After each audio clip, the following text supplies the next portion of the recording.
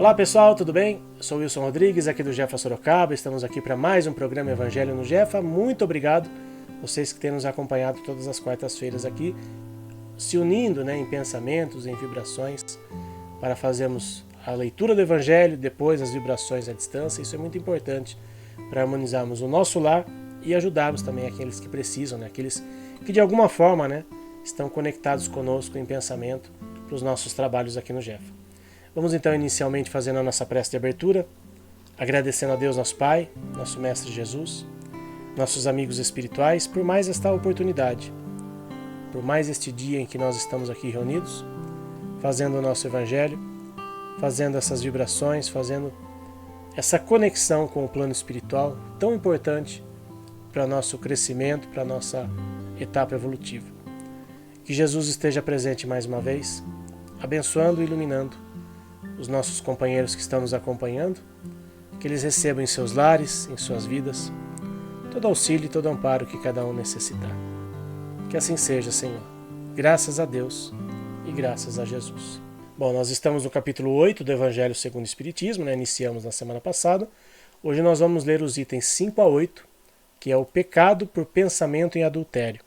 E, inicialmente, um trecho do Evangelho de Mateus. Aprendestes o que foi dito aos antigos: não cometereis adultério. Mas eu, porém, vos digo que qualquer um que tiver olhado uma mulher cobiçando-a, já cometeu adultério com ela em seus corações. O trecho de Mateus, capítulo 5, versículos 27 e 28. E temos ainda um trecho do Evangelho de Marcos. A palavra adultério não deve ser entendida, nesse caso, exclusivamente no seu sentido próprio, mas no sentido mais amplo. Jesus a empregou frequentemente para designar o mal, o pecado e todo o mau pensamento, como por exemplo na passagem: porque qualquer um que se envergonhar de mim e de minhas palavras, nesta geração adúltera e pecadora, o Filho do Homem dele também se envergonhará, quando vier acompanhado dos santos anjos na glória de seu Pai. Então, Evangelho de Marcos, capítulo 8, versículo 38. A verdadeira pureza não está nas atitudes, está também no pensamento, pois aquele que tem o coração puro não pensa no mal. Foi isso que Jesus quis dizer quando condena o pecado, mesmo em pensamento, pois é um sinal de imperfeição. Esse princípio traz naturalmente esta questão: sofremos as consequências de um mau pensamento não posto em prática? Há uma grande distinção a ser feita aqui. À medida que a alma, comprometida no mau caminho, avança na vida espiritual, vai se esclarecendo e se despojando pouco a pouco de suas imperfeições, segundo a maior ou menor boa vontade que emprega, em virtude do seu livre-arbítrio.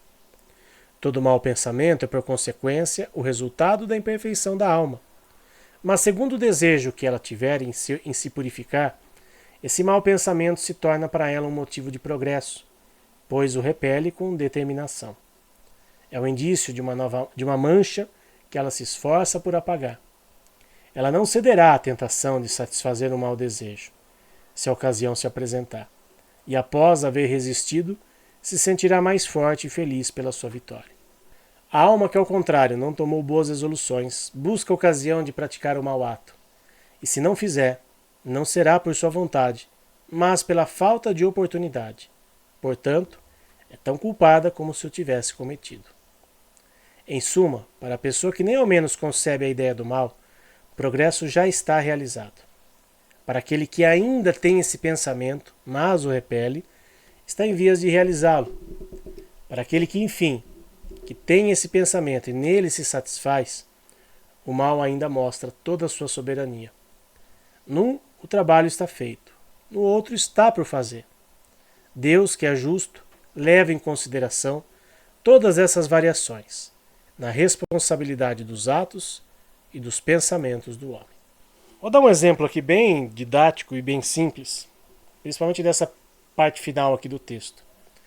Da gente, aqueles que pensam no mal, mas não fazem, aqueles que já não pensam e consequentemente nem pensam no mal, não pensam em fazer o mal e já abolem já tiram, né, da sua mente esse tipo de atitude.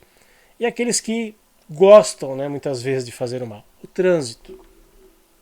Se você leva uma fechada no trânsito, o seu primeiro impulso não é o de abençoar aquela pessoa. Vamos ser sinceros. Ou é você buzinar, ou é você xingar, ou você fazer tudo isso e mais alguma coisa, enfim. São atitudes que nós temos que demonstram ainda a nossa incapacidade de frear o mal, os maus pensamentos, os pecados do mundo, digamos assim. Porque nós estamos ainda no mundo de provas e expiações. A gente não pode se esquecer disso. E estando no mundo de provas e expiações, significa que nós ainda não somos perfeitos o suficiente para nos vermos livres dessas atitudes, dessas situações que ocorrem no nosso dia a dia com muita frequência. Então, levar uma fechada no trânsito é um exercício que, se conseguirmos nos superar, já será grande coisa. Até porque hoje nós vemos, infelizmente, cenas lamentáveis acontecendo por conta de discussões no trânsito.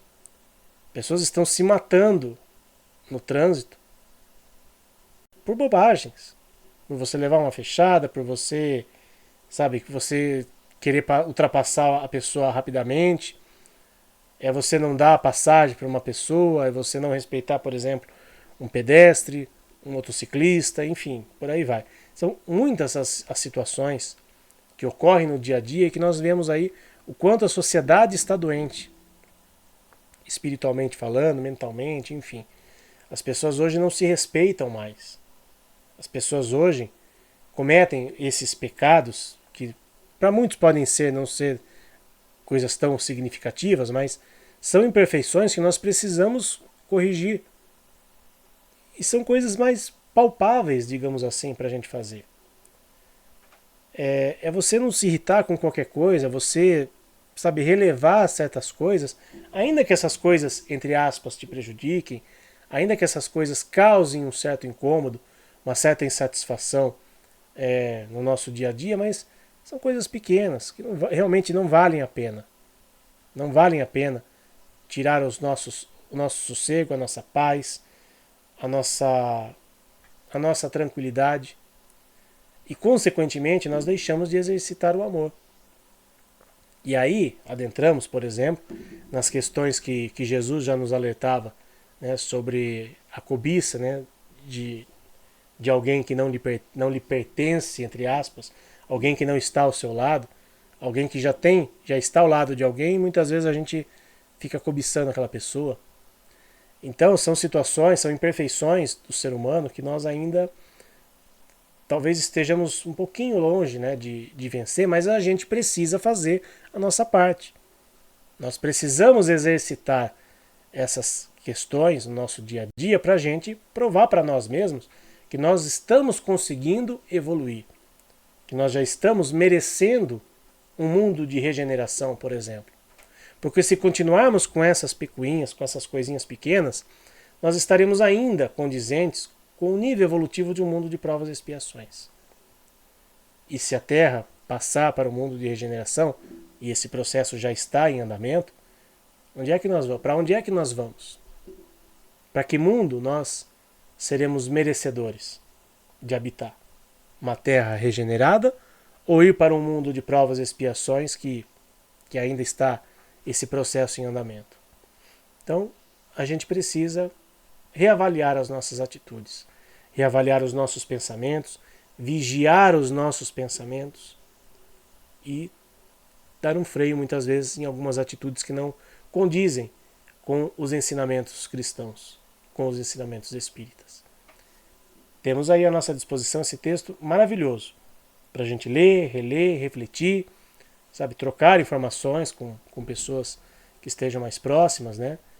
Ouvir de pessoas muitas vezes que estão conseguindo, né, lidar melhor com determinadas situações, para a gente se inspirar e tentar fazer alguma coisa diferente. Porque se a gente continuar com as mesmas atitudes, vamos continuar cometendo os mesmos pecados aqui na Terra. Então, Essas são as nossas reflexões para a noite de hoje e eu convido vocês agora para juntos fazermos as vibrações pelos nossos irmãos animais.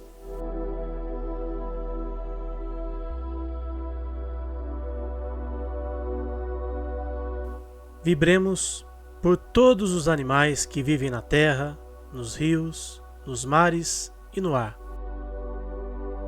Pelos animais que estão em nossos lares.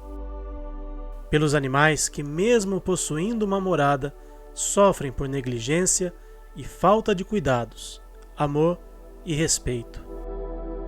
Pelos animais que sofrem maus tratos, humanização excessiva e aqueles que sofreram abandono.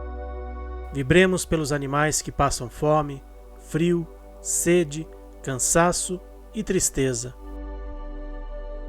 Pelos animais adoecidos e aqueles que encontram-se internados em clínicas veterinárias.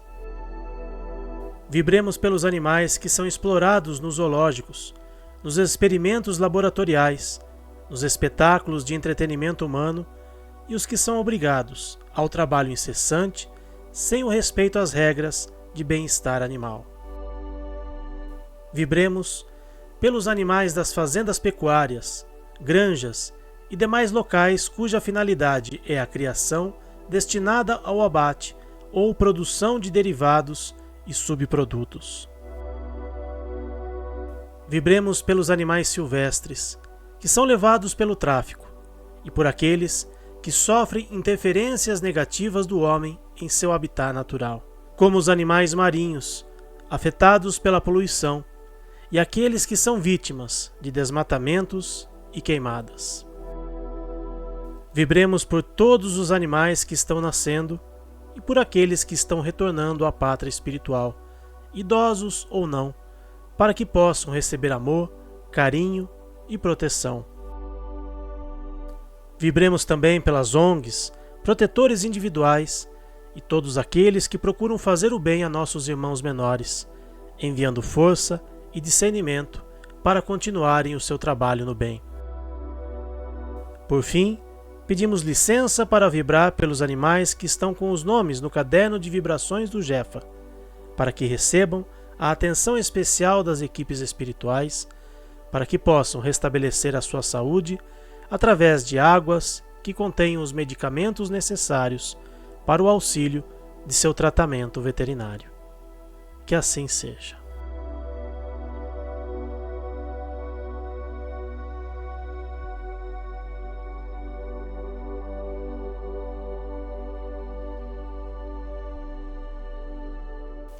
Obrigado a vocês que estiveram conosco mais esta noite e até semana que vem, se Deus quiser. Tchau, pessoal.